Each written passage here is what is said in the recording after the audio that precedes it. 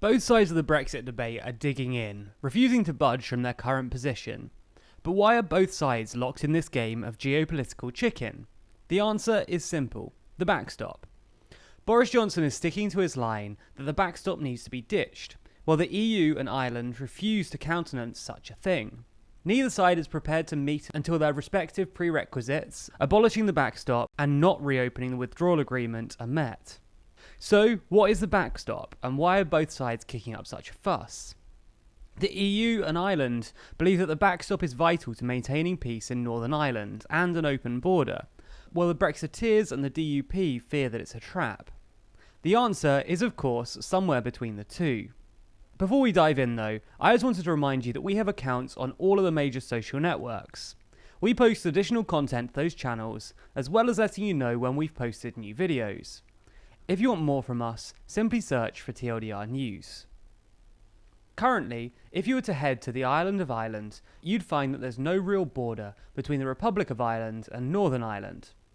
The backstop is a device designed to maintain the invisible nature of the Irish border.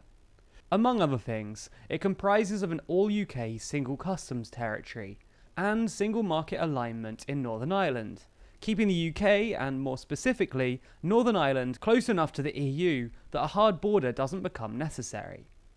The backstop is supposed to be a temporary measure to keep the UK and EU aligned, and as such, it's designed to last until it's replaced by new permanent arrangements.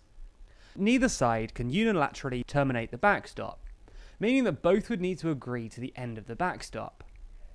So what is it that people dislike about the backstop? Well, firstly, the Northern Irish Democratic Unionist Party oppose the backstop because they believe that it will introduce regulatory divergence between Northern Ireland and Great Britain. This is because Northern Ireland will be operating under some EU regulations, which the rest of the UK does not. This, they fear, undermines Northern Ireland's position within the Union by erecting internal barriers to trade.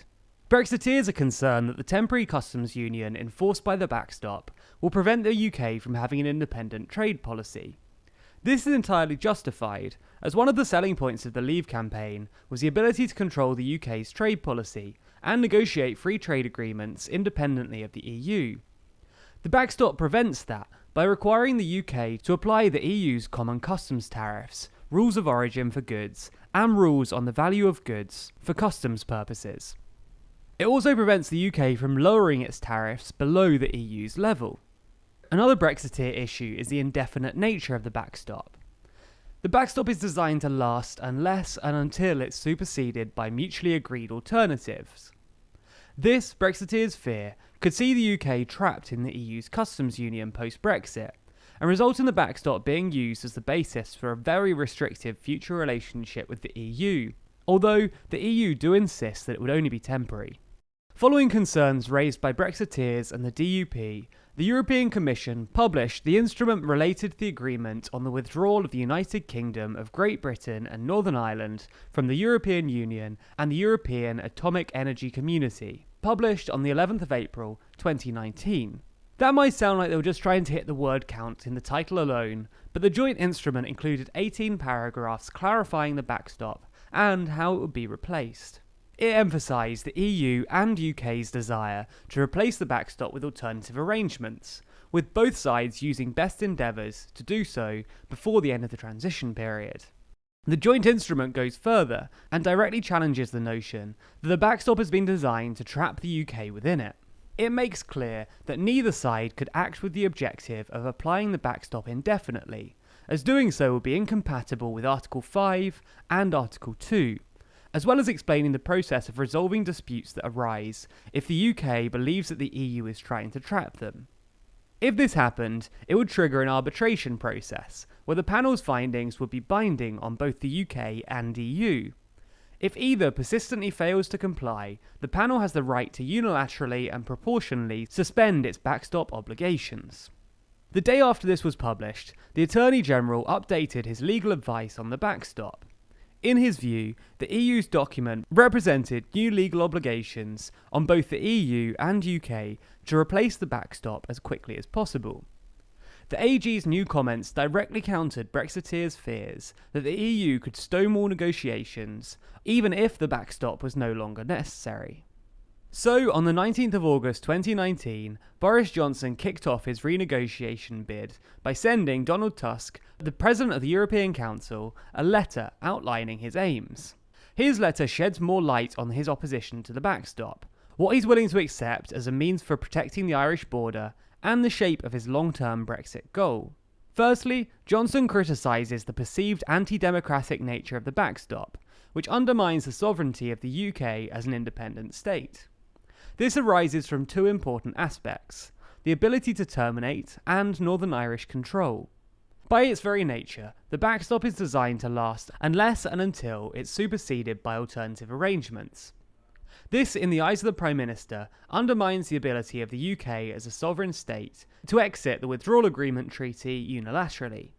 Additionally, as Article 10 of the Irish Protocol highlights, EU single market legislation will continue to apply to Northern Ireland, but with Northern Ireland outside of the EU, all of this legislation will be created without the influence of the Northern Irish Assembly or Executive. This, Johnson believes, makes a backstop anti-democratic.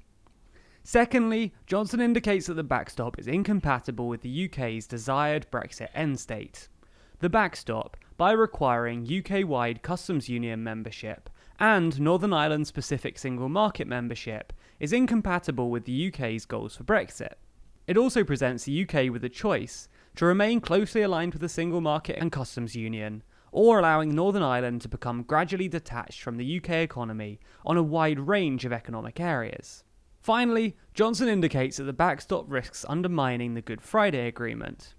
The Good Friday Agreement established the Northern Irish Assembly and Executive, and carefully balanced both unionist and nationalist traditions and rights. Johnson perceives the undemocratic nature of the backstop as a threat to this balance created by the Good Friday Agreement. In his letter to Tusk, Johnson also outlined what he sees as the next steps to agreeing a withdrawal agreement. Firstly, Johnson indicated that he was willing to accept a legally binding commitment to not establish any border infrastructure if the EU reciprocated. He also sets out the beginnings of an alternative to the backstop. Firstly, he builds on the already made commitments to replacing the backstop with alternative arrangements, by proposing commitments that will replace the backstop to be implemented during the transition period. Secondly, and interestingly, and let's be honest, confusingly too, Johnson proposes a backstop to his new backstop, in the event that the alternative arrangements that underpin his new backstop are not ready in time, which is likely, considering that no one's quite sure what these alternative arrangements would end up being. The backstop that Johnson proposes would, as you might expect, be consistent with the principles set out in earlier parts of the letter, including a role for the Northern Irish institutions, it not being indefinite, and ruling the UK out of the single market and customs union. So is this really a legitimate compromise? And if so, will the EU accept it? Well, the EU has been absolute in its insistence that the withdrawal agreement is not open for renegotiation.